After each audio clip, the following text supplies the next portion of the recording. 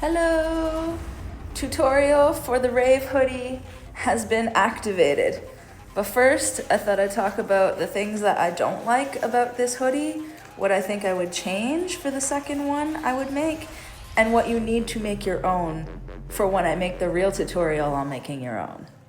So I'm gonna start off with I rough made the pattern for this. It was just kind of with my eye and whatnot, and I had an envision of it being more of a spirit hoodie that came down, almost like those scarf ones that you can make. But I neglected to think about this back piece and how much it would actually bunch up in the back. Like if you have long hair as well, you're gonna need to keep your hair in the front. You won't be able to have it hanging out the back, if that makes sense. Because when you put this on, you can see I made the back side way too long. Like I should have really had the pattern maybe like that, a little bit shorter. Because this is what happens. I'll give you the side view.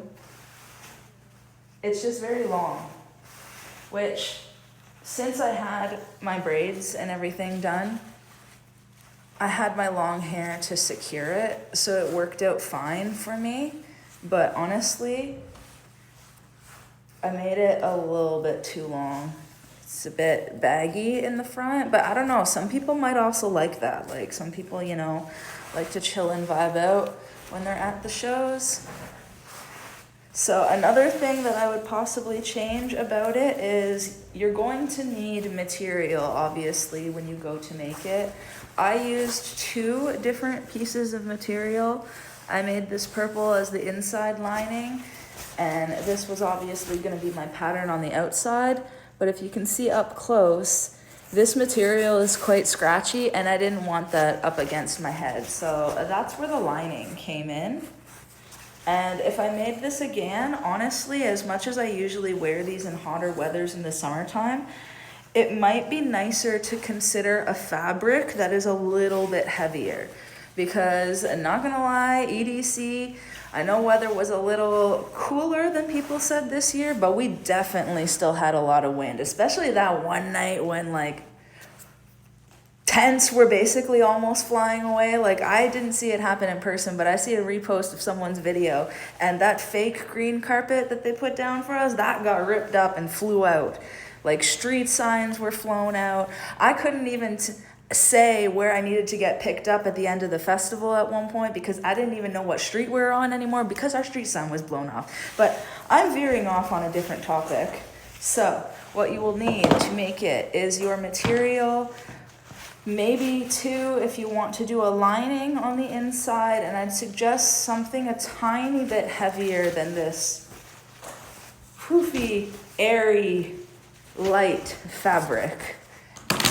You're gonna need some scissors when you're cutting your fabric. I recommend getting these type.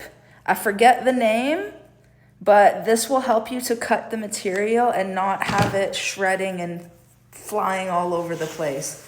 Now you're obviously going to need some, well, I guess maybe you can do it with hot glue or fabric glue, but I use some needle and thread to sew this. I started sewing this by hand, so don't think you need a sewing machine. It's gonna take you longer, but you can do it by hand. Now, I decided I wanted to make a few more things with my costume, so I went ahead and I bought a sewing machine. So you are gonna be able to tell, especially over here, I went over it twice. I have purple thread where I originally done it by hand, and then the black is when I went in with a machine. So sewing machine optional. It's definitely going to save you a lot of time when you go to make something like this, and it would be a good thing to add if you were planning on making more rave costumes in the future. Guess it depends how creative you're going to be. Now I also had some extra ribbons hanging around. This one's actually falling off. I'd have to make this a little bit more secure. I sewed them on by hand again, not with my machine. I did buy some flowers for decoration for the end. And honestly, this piece is totally optional, but when I was making mine, I realized how light mine was and that I needed more weight to hold it down in the front. So that's where these longer ties kind of came in. They're very tangled up and whatnot, but I did add little flowers and butterflies onto these pieces as decorations. I also glued them onto these pieces that I cut that were scraps from the main material just to kind of make it match. But I think that's all you'll need. Your material, your needle, your thread, your scissors. Oh, you might want to have an old sweater. Like I traced out a sweater that I thought was comfortable, and then I went larger than I thought I needed to. I kind of overestimated. But having a baggy sweater with a nice hood to be able to trace would be good for making your own pattern.